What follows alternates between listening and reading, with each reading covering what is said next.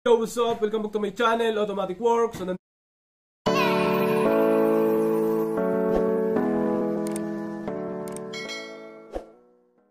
yan, Automatic Works. May customer tayong Honda BRV. Yan.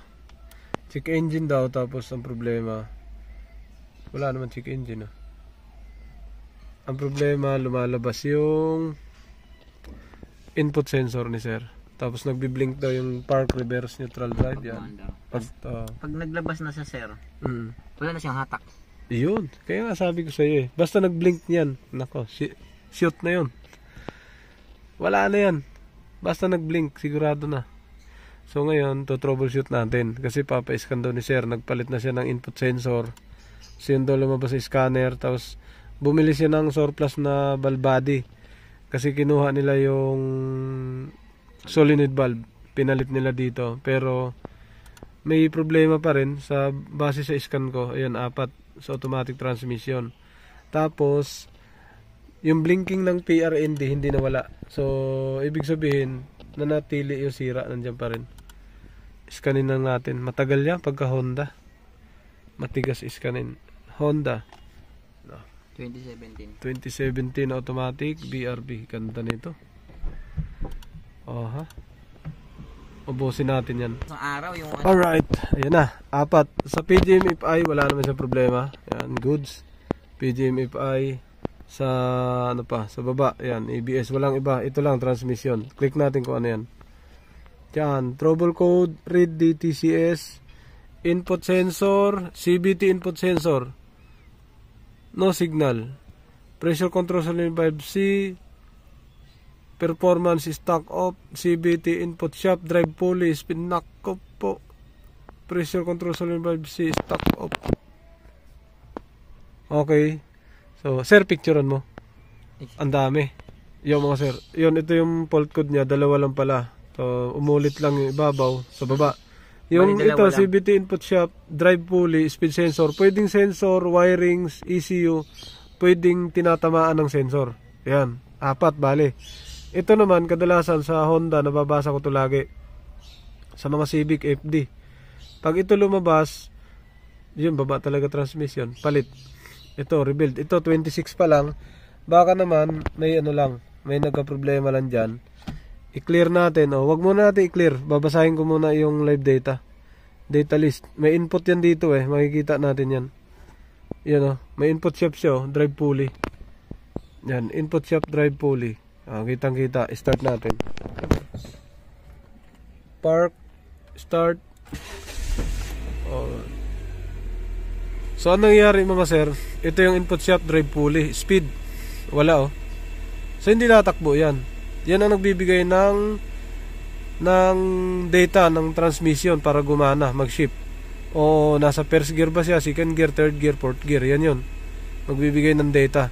So kung wala yan, kahit anong automatic transmission at hindi mag-reading to, lahat naka-stock third gear yan. So punta naman tayo sa valve. Kasi may valve daw na nawala. Anong valve yun? PCV valve C yun. Solenoid valve C. Pressure control solenoid valve C. So dito na lahat. Ano to? Sa transmission na to, bali. Speed, mag-asawa dapat to speed tsaka input. So nagpalit na daw si sir ng sensor, ganun pa rin. Pressure control wala. Dito shift control, shift solenoid valve B C, naka-stock off. Normal naman yata, galawin natin yung ano. Pressure control solenoid valve command, pulley command, pressure. Galawin natin yung cambio. Aalog to. Sige po, reverse. Ayun, sabi na umalog Alog, sigurado yan. Pagka walang reading, aalog talaga yan. Bitaw natin. Pag inapakan, shift lock, bubukas Tapos, cambio natin reverse, umalog. Yung data niya, puro 0 lahat naka 0. Dapat dito, tingin ko 100 yan Drive, alog din yan. Yun, alog din. So, balik natin. Okay. So, tingnan natin sa makina, sisilipin natin kung ano makikita natin doon. Nagpalit na daw sila. Masyadong bago. May alog. Pero unang kuha ko niya, sumakit ulo ko agad yan, yung radyo niya. Ito, magkakaproblema ka dito pag una, pinagalaw mo na yung transmission, valve body. Tapos, kung lalo pag hindi expert ang gumalaw. Pero pag expert, walang problema yun. Yan, tingnan natin yung input sensor dito sa ilalim. So, nakita ni sir na good. Ayun, okay. So, buksan nga natin. Yun mga sir, binuksan na natin, tinanggal natin yung takip ng throttle. Ay, yung ano, filter. Para ma-open natin to rito. Ayan. Magre-reading tayo dito mga sir. So, base sa data ng wiring diagram ni Honda, itong dulo, ito 5 volts to, signal. May 5 volts yan. 4.9 round off, magpa 5 volts. Sakto, good, positive. Sa pink. Tapos yung gitna ay gray. Ang binigay na data ni Honda, ground. Dapat kulay green. Ground. Yun, ground. Tapos yung pinakadulo, 4.9 din. O 5 volts. 5 volts din to. Pinaka-supply niya, main supply.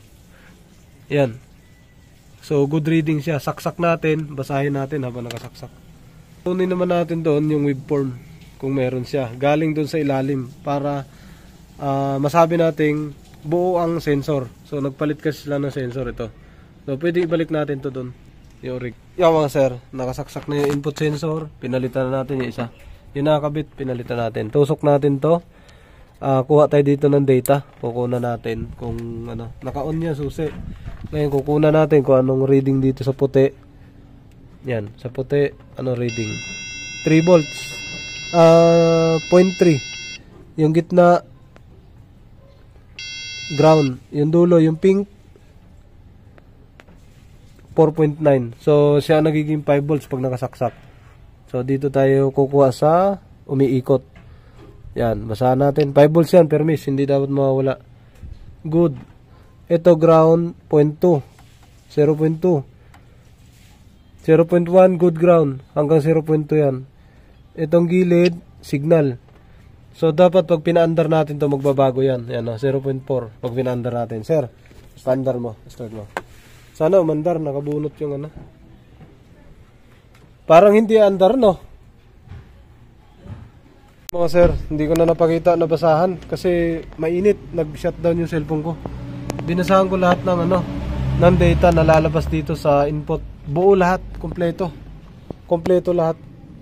Oo, so yung isa, ito yung isa. So, same din yan. Torque. Same. So, titingnan natin kung may mga lapses dito. Baka may nakagat ng daga dito. Wala naman kasi buong buo yung wire. Oh. Wala kang manong patid. So, wala akong makikita sira dyan. Buo siya lahat. Ang tama, nasa mismo transmission. Yun. Sakto nga yung nabahaan ka. Tumama sa transmission yung sira ng sasakyan. Sir, binaklas na natin. Kinabit na natin yung ano. So, sa input sensor, wala siyang reading dito mga sir sa ano. Sa fuse and relay. Hindi ka mukha sa ibang model. Ngayon, erase ka natin kasi tatanggalin natin yung fault code. Tapos may tama talaga yung ano ni sir. Transmission kasi ang history na losong doon niya sa medyo may tubig. Tapos biglang nag low power. Yan, okay. Yan. Back. So, re-scan ulit tayo. 4 yung fault code. Quick test. Yes, quick test. Okay. Yan, 4 na kaagad yung fault code. So, transmission, problem ni sir. Mechanical. Nagpalit siya ng valve body, pero hindi pa rin nangyari dahil yung lining, transmission lining o mga laman loob niya hindi napalitan. So, pag napasok ng tubig yon, nagkaroon ng ribaba o loss pressure na, wala na siya. Biblink na yung ano, mag-overheat, magbiblink yung PRND. Yan, tanggalin natin yung 4 na yun. O sir, yung fault code, burahin natin, same pa rin ba? Tingnan natin, ready TCS, same pa rin, P017, P096, stock off. Yan, pagka ganyan talaga transmission yan, tama na yan. So clear natin to. Clear DTC. Okay, continue. Stock off po sir, ganun. Pag stock off valve, sigurado na yun. So wala na siya. Oo, buo na.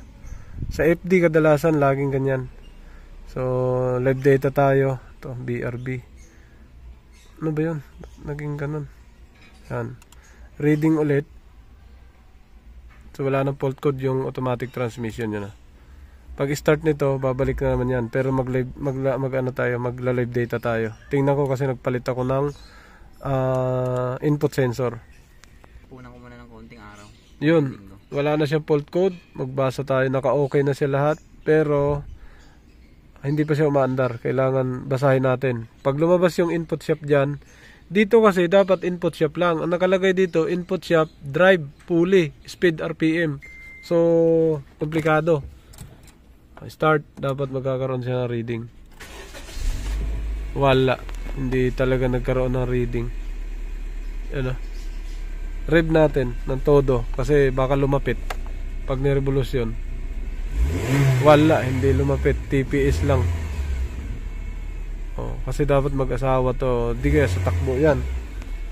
Subukan natin. Pero normal yan. Meron talaga input kasi pagka wala, aalog. Ayun. Ayun o. Ayun o. Ayun na sir o. Pag alog, dapat meron. Oh, yun. Oh. Tamo. Pag uga lang o. Oh. Yun. Buo ang sensor, buo ang linya. Hindi na nakakaikot. Yung pulley talaga doon. Hindi tumatama sa input sensor.